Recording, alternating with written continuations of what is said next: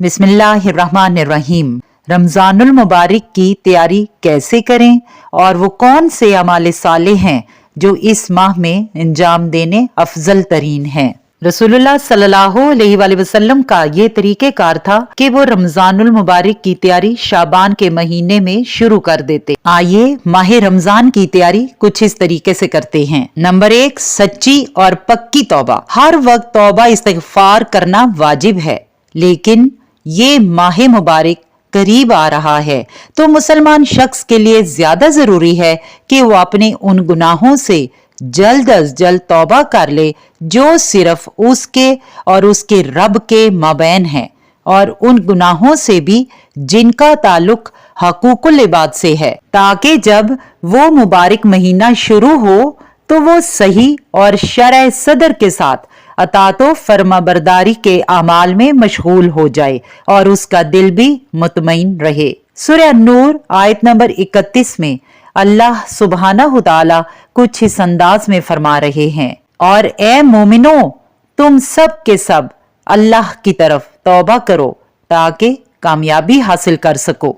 रसूलुल्लाह सल्लल्लाहु अलैहि वसल्लम ने फरमाया, ए लोगो, अल्लाह की तरफ तौबा करो, मैं तो दिन में 100 बार तौबा करता हूँ। नंबर 2, दुआ करना। मुसलमान शख्स को चाहिए कि अपने परवरदिगार से दुआ करता रहे कि ऐ अल्लाह, इसे रमजान आने तक जिस्मानी और दीनी तौर पर सही रखे, और ये दुआ करनी चाहिए कि ऐ अल्लाह, अपनी अतात के कामों में उसकी मुआवनत फरमा और इसके अमल को कबूलो मंजूर फरमा ले। नंबर 3, इस अजीम महीने को खुश दिली से वेलकम करना। रमजानुल मुबारक के महीने तक सही सलामत पहुंच जाना दरअसल ये अल्लाह की तरफ से मुसलमान बंदे पर एक अजीम नेमत है, इसलिए कि रमजानुल मुबारक खैर व बरकत का महीना है जिसमें जन्नतों के दरवाजे खोल दिए जाते हैं और जहन्नुम के दरवाजे बंद कर दिए जाते हैं, और ये कुरान, गज़वात और मार्कों का महीना है जिसने हमारे और कुफर के दरमियान फर्क किया।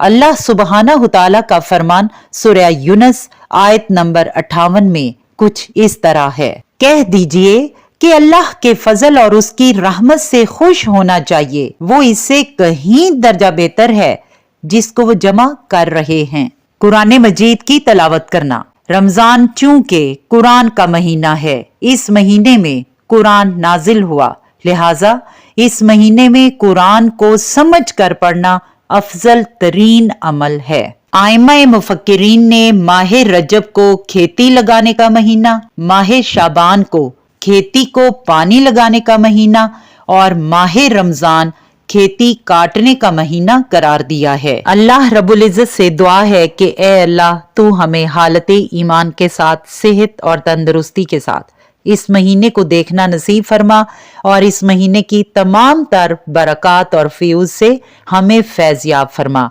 आमीन या रब्बी।